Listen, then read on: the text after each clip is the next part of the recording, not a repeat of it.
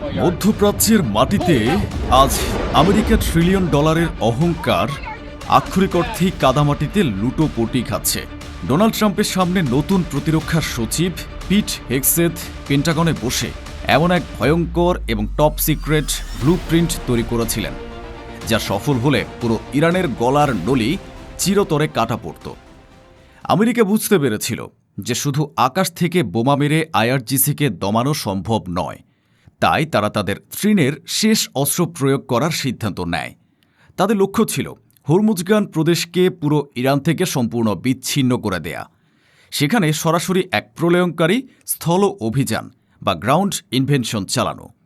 আর এই ব্লুপ্রিন্ট বাস্তবায়নের জন্য রাতের অন্ধকারে ফাইটার জেট এবং যুদ্ধজাহাজ থেকে অনবরত মিসাইল ছুড়ে হরমুজগানের গুরুত্বপূর্ণ 6টি ব্রিজ এবং টানেলকে আক্ষরিক অর্থেই ধুলোয় মিশিয়ে দেয় আমেরিকা। পেন্টাগনের জেনারেলরা ভেবেছিলেন ব্রিজ ধ্বংস হওয়ার সাথে সাথেই আইআরজিসির রসদ এবং সৈন্য চলাচল চিরতরে পঙ্গু হয়ে যাবে এবং হরমুজ প্রণালী আমেরিকার হাতের মুঠোয় চলে আসবে। কিন্তু হামলার পরদিন সকালে গ্রাউন্ড জিরো বা বাস্তব ময়দানে এমন এক অভাবনীয় এবং অলৌকিক দৃশ্য দেখা গেল, যা শোনার পর খোদ ট্রাম্প প্রশাসনের রাতের ঘুম হারাম হয়ে গেছে। হরমুজ দখলের সে ট্রিলিয়ন ডলারের স্বপ্ন আজ চোখের পলকে ধুলোয় মিশে গেছে। তবে প্রশ্ন হল, রাতের অন্ধকারে মাত্র 12 ঘণ্টার ব্যবধানে 24,000 কোটি টাকার অস্ত্র ফুরিয়ে হরমুজগান প্রদেশকে অবরুদ্ধ করার যে অলীক স্বপ্ন ট্রাম্প দেখেছিলেন, হামলার ঠিক পরদিন সকালেই পেন্টাগনের সে ট্রিলিয়ন ডলারের ব্লুপ্রিন্ট কিভাবে আক্ষরিক অর্থেই শূন্য বা বিগ জিরোতে পরিণত হয়ে গেল?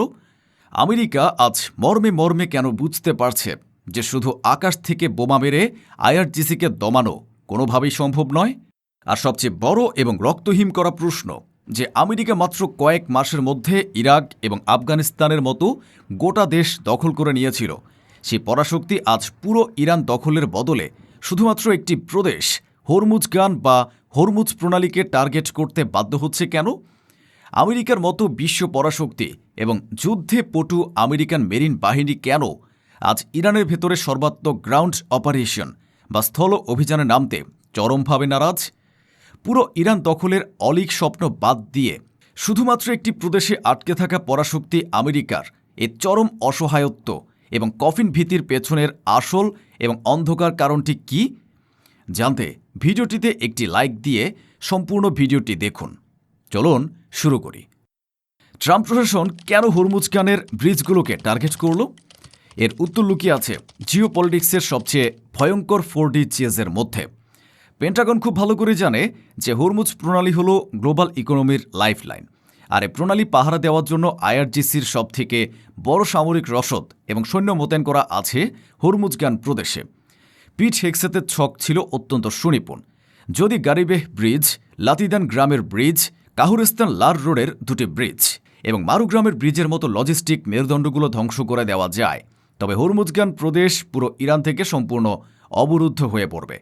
এরপর মার্কিন মেরিন সেনারা সেখানে অনায়াসে ঢুকে হরমুজ প্রণালী দখল করে নেবে। $1 ট্রিলিয়ন স্বপ্ন নিয়েই আমেরিকা তাদের সর্বাধুনিক মিসাইল দিয়ে এক রাতেই ওই 6টি ব্রিজ এবং টানেলকে ধ্বংসস্তূপে পরিণত করেছিল। এমনকি তারা বন্দর খামির কাসার রোডে থাকা একটি অসম্পূর্ণ ব্রিজেও বোমা ফেলেছে।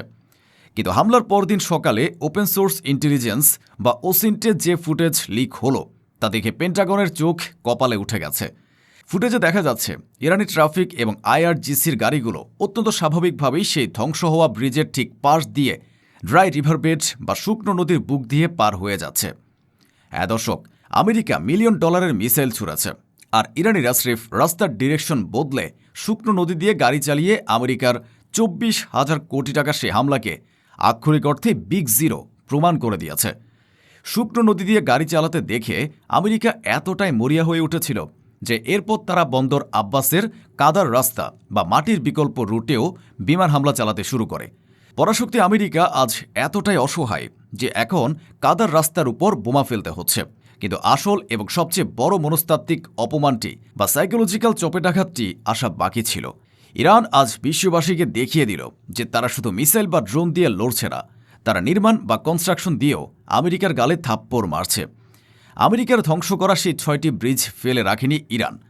আইআরজিসির ইঞ্জিনিয়ারিং কোর মাত্র 12 থেকে 24 ঘন্টার মধ্যে অবিশ্বাস্য এবং রেকর্ড স্পিডে সেই ক্ষতিগ্রস্ত ব্রিজ এবং সড়কগুলো মেরামত করে পুনরায় যোগাযোগ ব্যবস্থা সচল করে দিয়েছে।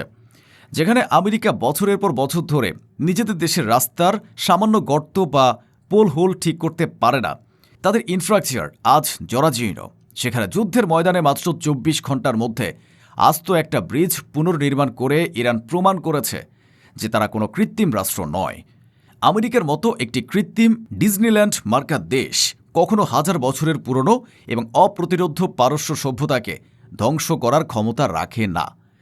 এখন সবচেয়ে বড় প্রশ্ন হলো যে আমেরিকা ইরাক এবং আফগানিস্তানের মতো গোটা দেশ দখল করে নিয়েছিল, তারা আজ পুরো ইরান দখলের বদলে শুধুমাত্র একটি প্রদেশ হরমুজগান বা হরমুজ প্রণালীকে টার্গেট করতে বাধ্য হচ্ছে কেন?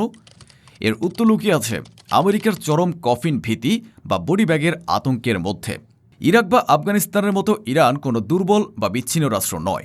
ইরান হলো একটি সামরিক পাওয়ার হাউস, যার ভৌগোলিক গঠন বা জিওগ্রাফি আমেরিকার জন্য এক আস্ত মৃত্যু ফাঁদ। ইরানের পুরোটাই পাহাড়ি দুর্গম এলাকার গোলক ধাঁধা দিয়ে ঘেরা।